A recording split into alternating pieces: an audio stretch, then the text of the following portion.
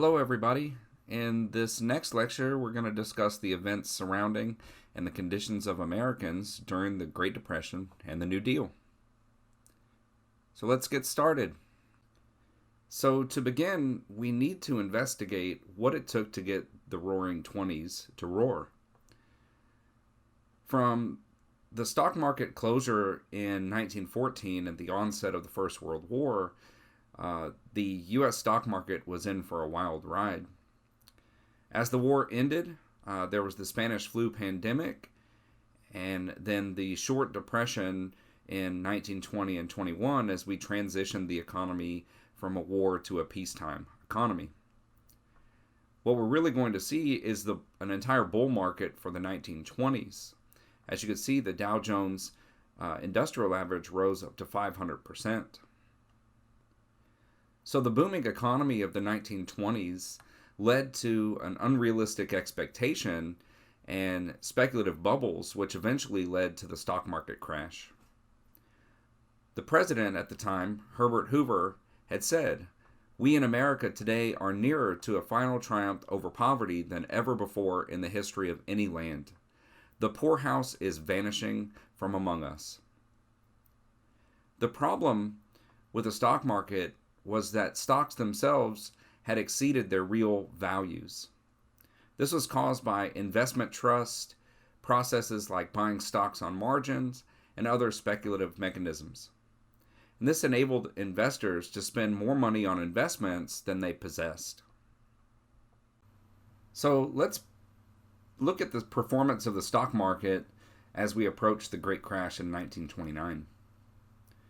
In February of 1928, stocks began a steady ascent that would continue for almost a year.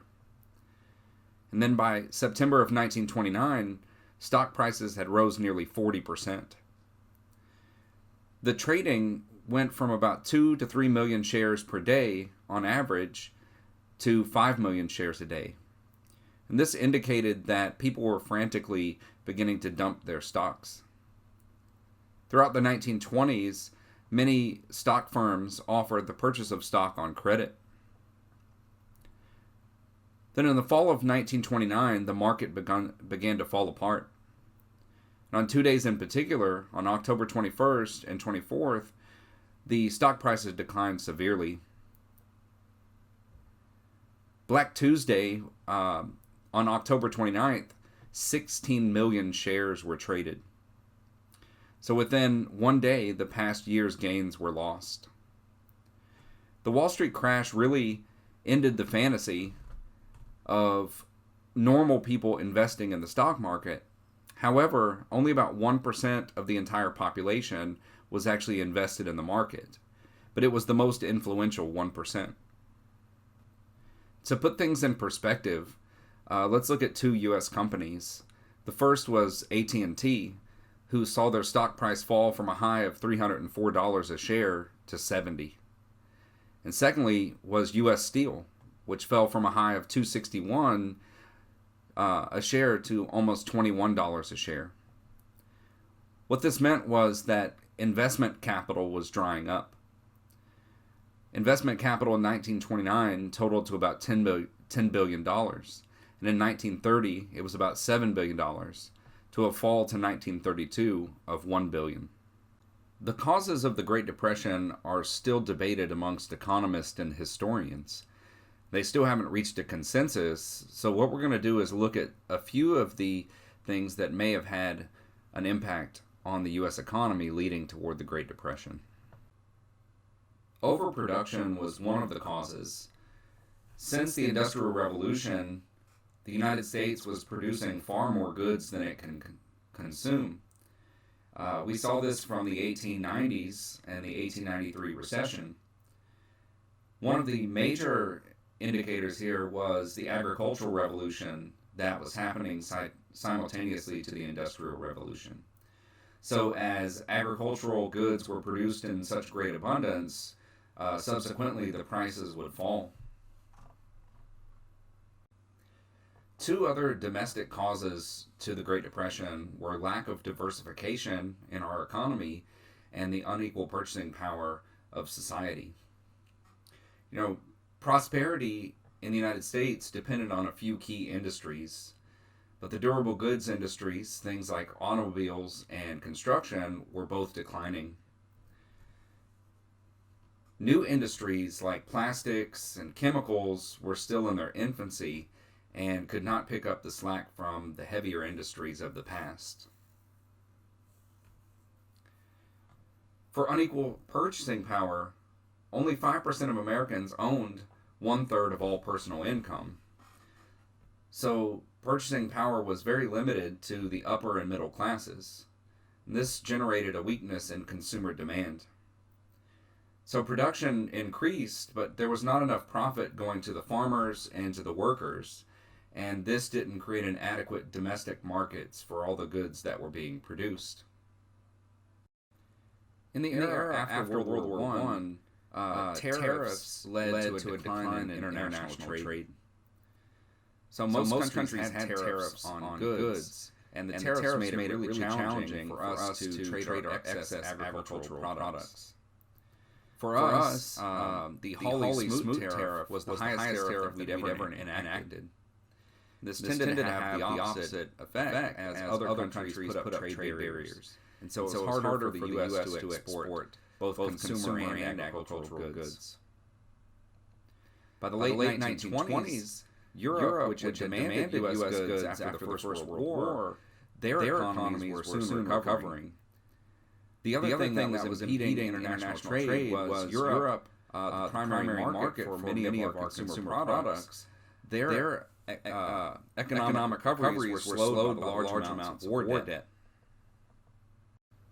So much of the economic instability in the 1920s was owed to these international war debts, the reparations. The Allies had borrowed large sums of money from the United States, and therefore they insisted on reparations for Germany. The problem was that Germany and Austria could not pay. And instead of excusing the loans, the United States made new loans to European governments. One of the long-term causes that led to the Great Depression was this mechanization of farming, and it led to the overproduction of goods. So farmers were deeply in debt, and banks on the other side of this were making very unwise loans. They were also encouraging people to buy stocks and invest in the stock market, but they were using a mechanism that's referred to as buying stocks on margin. Basically, what this means is that up front, a buyer only needed to pay 10% of the stock's value. The other 90% he could borrow from banks. And so this worked well in the bull market of the 1920s, but when the economy started slowing and after the crash, many people lost life savings because they paid for 10% of the stocks, but they still owed the 90% from the original purchase. That when the stock prices fell, they lost thousands and thousands of dollars. The Depression led to mass unemployment, and most of the individuals blamed themselves rather than a failure of the economic system. Businesses and employers reacted logically to the economic downturn. They cut wages or began to conduct layoffs. This resulted in a decline in purchasing power and a demand for goods, which made the recovery even more difficult. So workers began to migrate around the countries, riding trains, looking for any job that they could find. Herbert Hoover was the 31st President of the United States and presided over the opening of the Great Depression. Hoover was a former mining engineer who had once been involved in the Boxer Rebellion in China. At the outset of the First World War, he, for 6 weeks, helped evacuate 120,000 Americans from Europe back to the United States. During the First World War, Hoover was appointed as the head of the Food Administration, and he succeeded in cutting consumption of foods needed overseas and avoid rationing. After the First World War, Hoover was heading the American Relief Administration, which organized shipments of food for the starving people in Europe. He even extended aid to the famine-stricken Soviet Union, and when a critic inquired if he was thus not helping Bolshevism, he retorted, 20 million people are starving. Whatever their politics, they shall be fed. In the 1920s, Hoover served as Secretary of Commerce under Warren G. Harding and Calvin Coolidge, and became the Republican presidential nominee in 1928. His election seemed to ensure prosperity, yet within months of the stock market crashed and the nation spiraled into depression. After the stock market crash, Hoover announced that he would keep the federal budget balanced and cut taxes and expand spending on public works. To the public, he touted American individualism and self-help, but he was not opposed to intervention into the economy. So like we said, he began office in 1929 when the economy was still functioning. And after the Wall Street crash and the Depression worsened, Hoover's first response was to try and restore public confidence in the economy. He did request that businesses not lay off or cut production. During the Hoover administration, Congress had approved $423 million for public works projects. But this was not enough to jumpstart the economy. To assist the debt-stricken farmers, Hoover created the Agricultural Marketing Act, and this would create a federal farm board to create cooperatives in an attempt to stabilize farm prices. But the Agricultural Marketing Act was only voluntary. And by 1930, the farm board set up the government co-ops to purchase excess cotton, grain, and wool. Lastly, the Hoover administration passed the Hawley-Smoot tariff, which included 75 farm products. But none of these remedies would prove successful in ending the Great Depression. The 1930 elections were going to be a good indicator for Hoover's eventual defeat in 1932. He had said, "I am now convinced we have passed the worst, and with continued unity of effort, we shall rapidly recover. There is one certainty in the future of a people of the resources, intelligence, and character of the people of the United States, and that is prosperity." Democrats managed to take the House and make significant gains in the Senate during the midterm elections. But another financial panic in 1931 destroyed any hope of a quick conclusion to the Great Depression. Many European countries defaulted on their debt payments. And a story from the Federated Press in 1931 read, 1,500 jobless men stormed the plant of the Fruit Growers Express Company here in Indiana Harbor, Indiana, demanding that they are given jobs to keep them from starving. The company's answer was to call the city police, who routed the jobless men with menacing clubs. The Reconstruction Finance Corporation was established during the Hoover administration, with the primary objective of providing liquidity to and restoring the confidence in the banking system. So the banking system had experienced extensive pressure during the economic contraction in 1929 through 1933. And during this period, many banks had to suspend business operations, and most of these banks ultimately failed. A number of these suspensions occurred during the banking panics, when large numbers of depositors had rushed to withdraw their money from the banks. Since this period was prior to the establishment of the Federal Deposit Insurance Corporation, bank depositors lost part or all of their deposits when banks closed their doors. So the functions of the Reconstruction Finance Corporation were mainly to keep the endangered banks afloat, but at the same time protecting homeowners from foreclosures and providing low-interest federal loans to businesses. One of the major problems with the RFC was its failure to deal directly or forcefully enough. Most of the money went to companies that had collateral. The larger banks and corporations really didn't spend enough money to have a major impact on the economy. In the early years of the Depression, people were too shocked by the financial crash to form serious protests. But by 1932, the Farmers Holiday Association was formed, and the goal was to withhold farm products from the market to raise prices. But this ended in failure because the public perception was not good.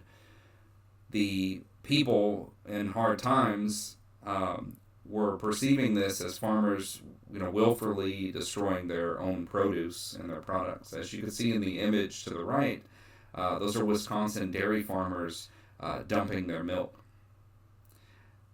The other problem was the farmers.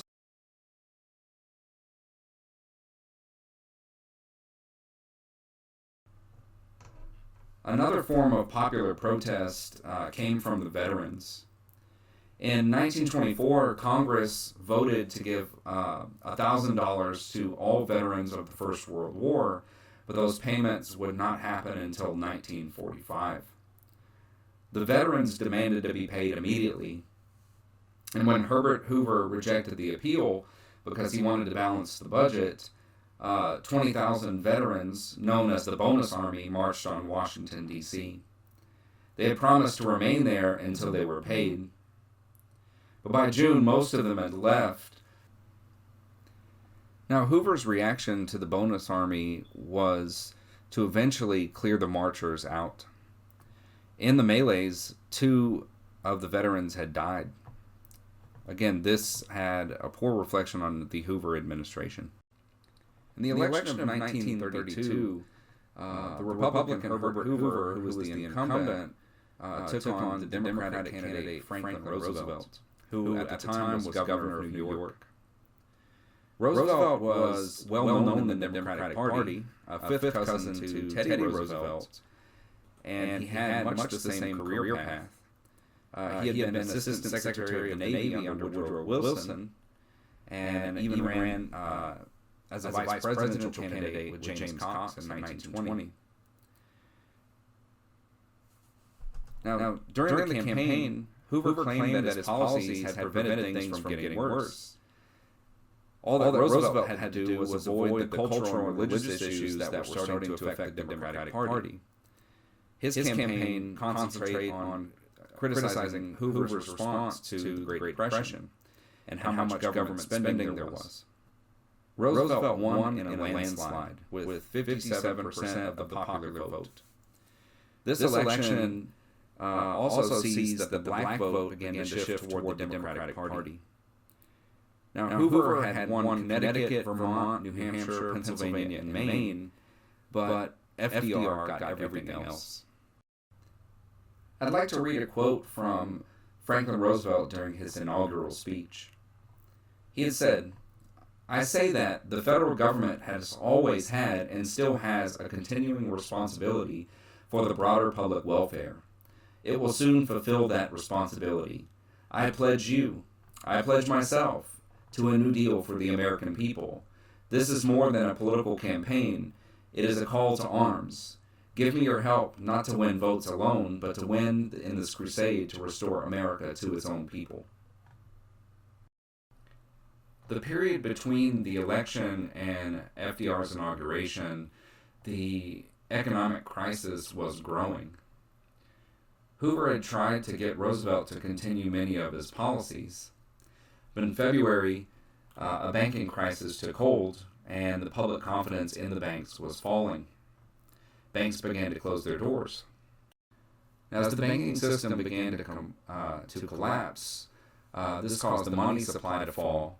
Of course, purchasing power followed suit, and it declined, and the manufacturing layoffs began. The gross national product lost nearly 25%. And this is the situation in the United States as Roosevelt took office. The first 100 days of FDR's administration is generally referred to as the New Deal. And there are going to be several new and experimental programs that were created.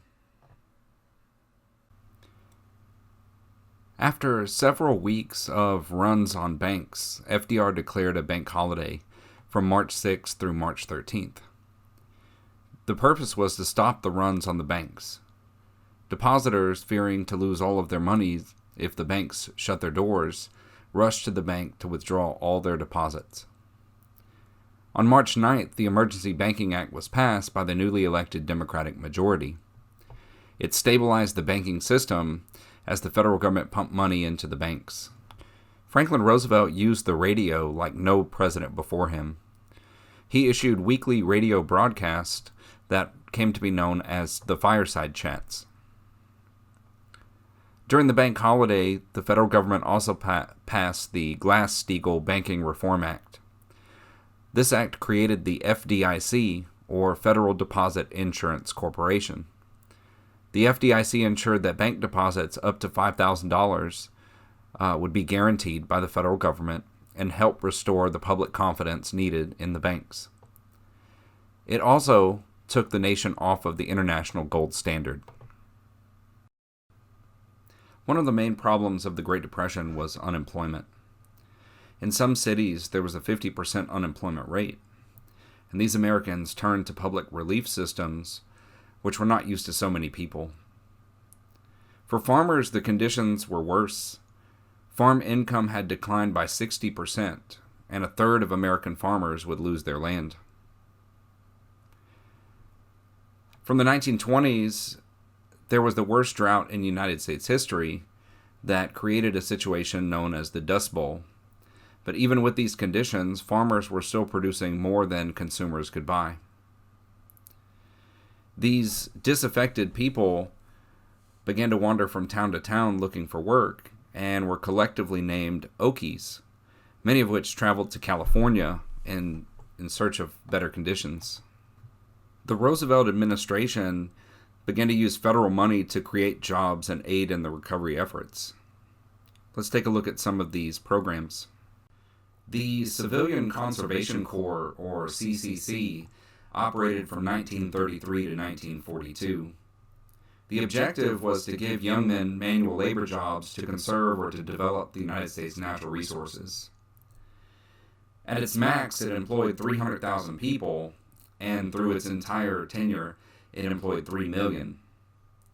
The wages amounted to about $30 per month. Adjusted to 2020 income, this was about $600. Federally protected Native American tribes were also included in the CCC Indian Division, which worked to improve reservations. Representative John Collier had said no previous undertaking in Indian service has so largely been the Indians' own undertaking. The Federal Emergency Relief Administration was eventually replaced by the Works Progress Administration, or WPA. But originally, it was to give money to the states to run their own relief programs. The main goal was to relieve unemployment by creating low-skilled jobs in local governments. The projects of the Federal Emergency Relief Administration, including vocational training, hiring of artists, and the funding of theatrical groups. The WPA gave federal grants to improve public structures and roads. One anecdote was that under the WPA, author John Steinbeck was tasked with counting dogs in Orange County, California. Another piece of New Deal legislation was the Agricultural Adjustment Act. This reduced the surplus of agricultural produce by paying subsidies to farmers and to purchase animals for slaughter. The fund would be paid for by food processing companies. The act created an administration under the Department of Agriculture. Later, it was declared unconstitutional in the court case United States versus Butler, but the AAA of 1938 fixed these issues. Another fix was the Soil Conservation and Domestic Allotment Act, which was to pay farmers to leave land fallow or plant bumper crops for conservation purposes. The Homeowners Loan Corporation was set up to refinance home loans to prevent mass foreclosures. This process also was criticized for introducing redlining, which was the process of not lending loans to people in high-risk economic areas. The National Recovery Administration was the pinnacle of all New Deal programs, but it was also one of the most complex.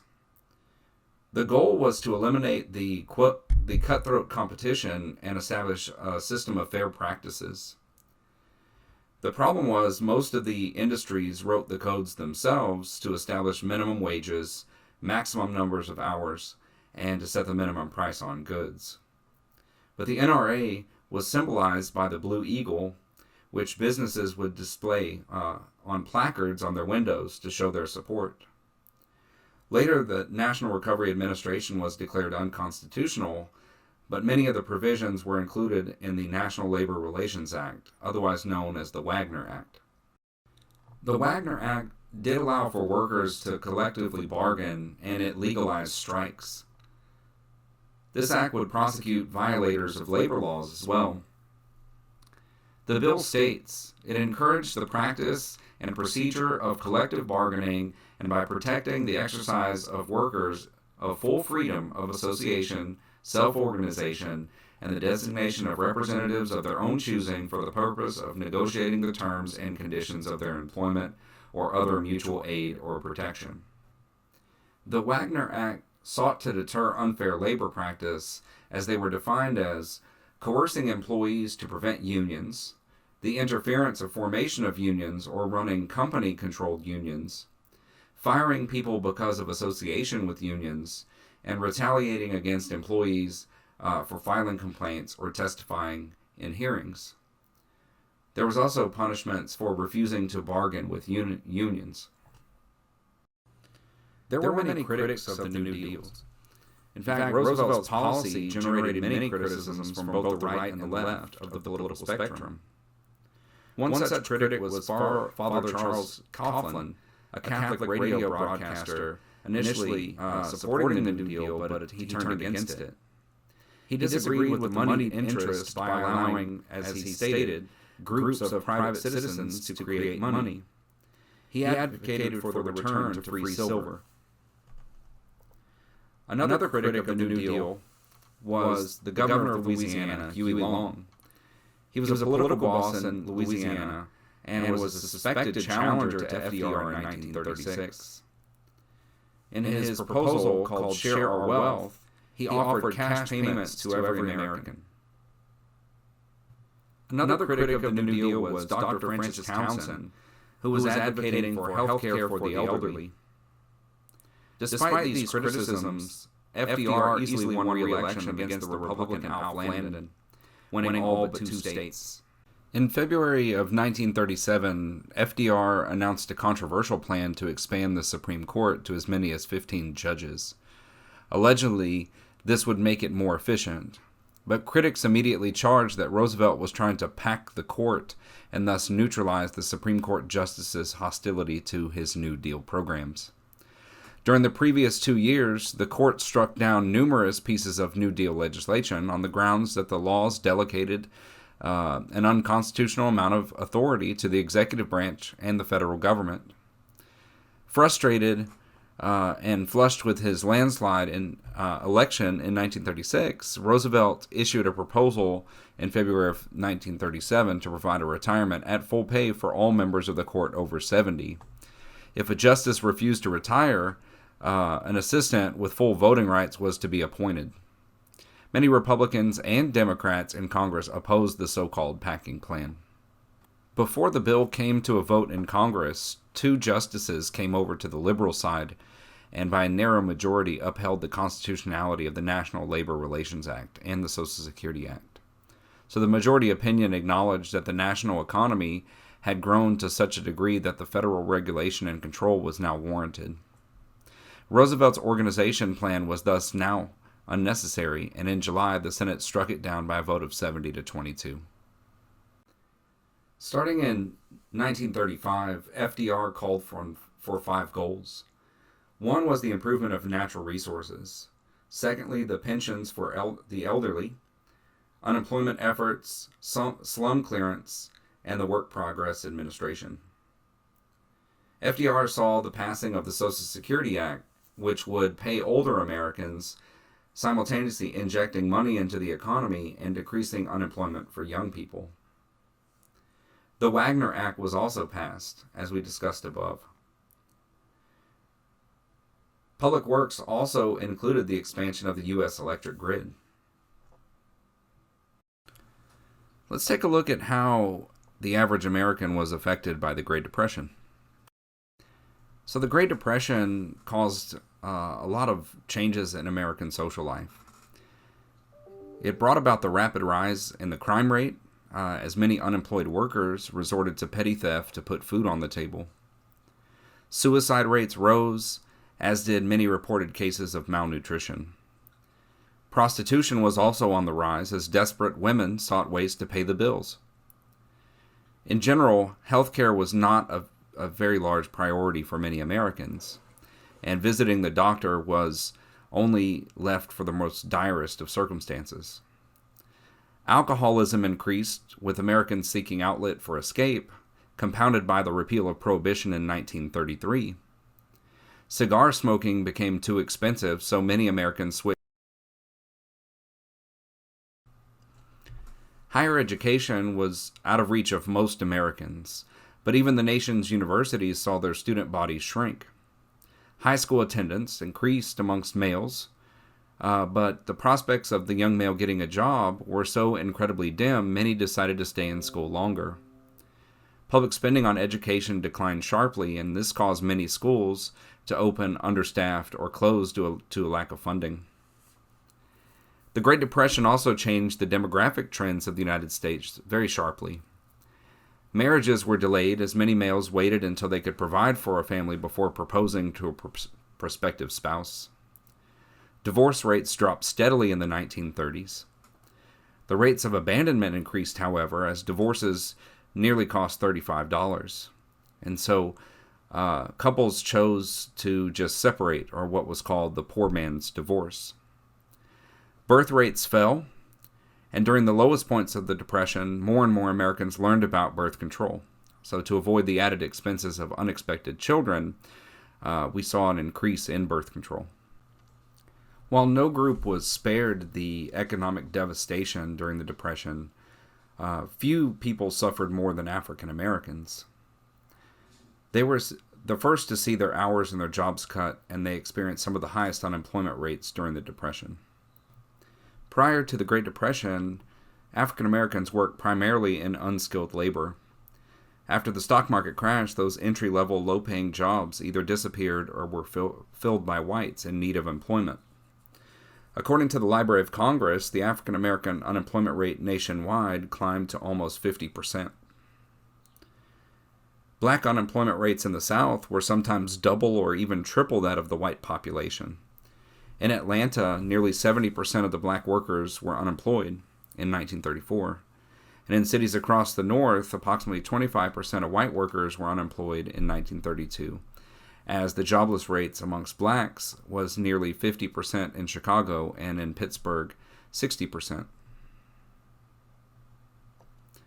For Southern blacks, many hundreds of thousands of African Americans were sharecroppers, and they fell into debt and were forced to join the Great Migration to the urban North.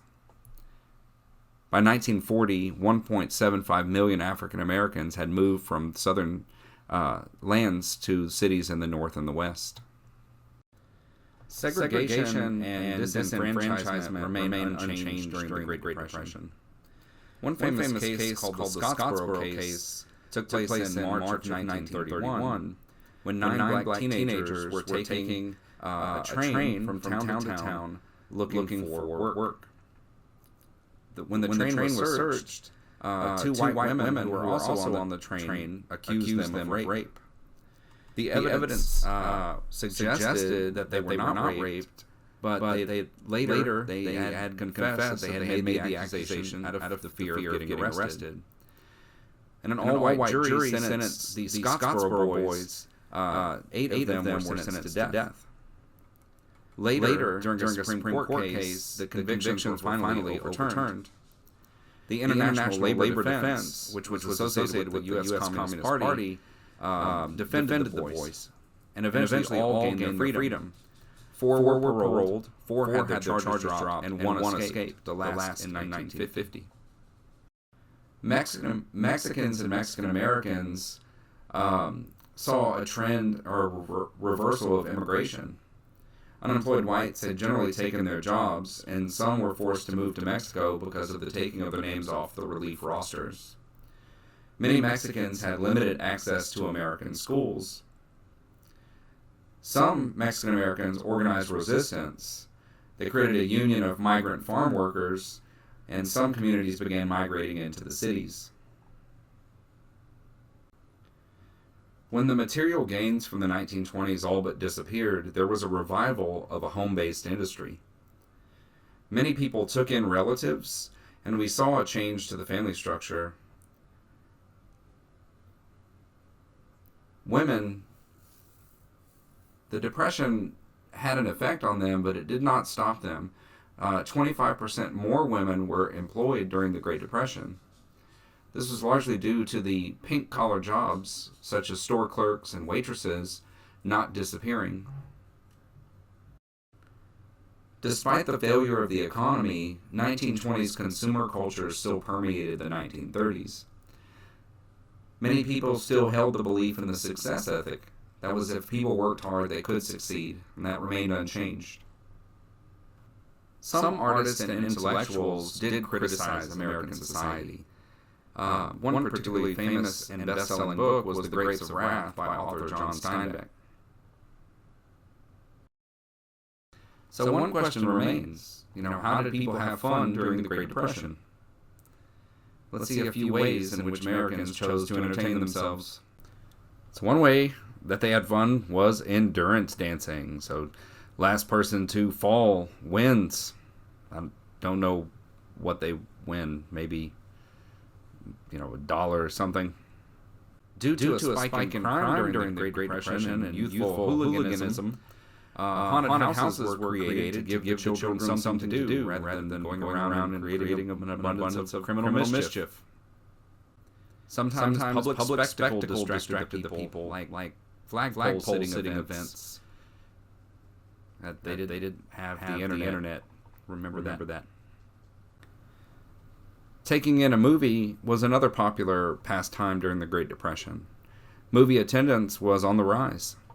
With the invention of talkies in 1927, more Americans were flocking to movie theaters than ever before. With new movies coming out like Mr. Deeds Goes to Town and Mr. Smith Goes to Washington, people were definitely going to the movies. So here's an idea: let's get some rubbish from the backyard and build race cars, and, we'll have a go. Soapbox racing was invented during the Great Depression. So Americans also turned to reading about celebrities and daily gossip in what was called the Café Society. The 1930s also saw the rise in the golden age of comics, with such characters as Superman, Batman, and Dick Tracy. And don't forget, Americans have been tuning in since the 1920s. Even golf was becoming more popular. Well, at least miniature golf. The last thing I want to talk about is radical politics during the Great Depression. The emergence of radical politics took hold as people became disenchanted with the benefits of American life and capitalism. In Spain in the 1930s, a civil war broke out, which had demonstrated how the left produced commitments and purpose to people. The fascist Francisco Franco, who was supported by Hitler and Mussolini, fought against the loyalist side. The Americans sent about 3,000 people who had joined to fight in what was called the Abraham Lincoln Brigade. About a third of those men would die. The American Communist Party also saw a rise in membership during the Great Depression. It helped create the Abraham Lincoln Brigade, and its peak membership was in the 1930s. Now, the reason for the growth of the American Communist Party was a shift in tactics in 1935. What we saw was the rise in democratic alliances with all of the anti-fascist groups. The ACP also praised FDR and other strong anti-communist labor leaders. The American Communist Party also organized a hunger march on Washington, D.C. The only party to represent real racial justice in the 1930s was the American Communists. They also helped pay for the defense of the Scottsboro Boys. Since 1917, the United States did not have a formal relationship with the Soviet Union until 1933, when we formally recognized them. So the American Communist Party leaders took their orders from the Comintern, which was the International Communist Organization, but ran by Moscow. In 1939, the Soviets signed the Non-Aggression Pact with Nazi Germany, and ordered the U.S. Communist Party to end its Popular Front idea. So thanks for listening, everybody, and I wanted to say, be patient with me with my production quality, as I'm trying to get better at these programs and getting my lectures from the classroom format to the online format. Thanks again for listening.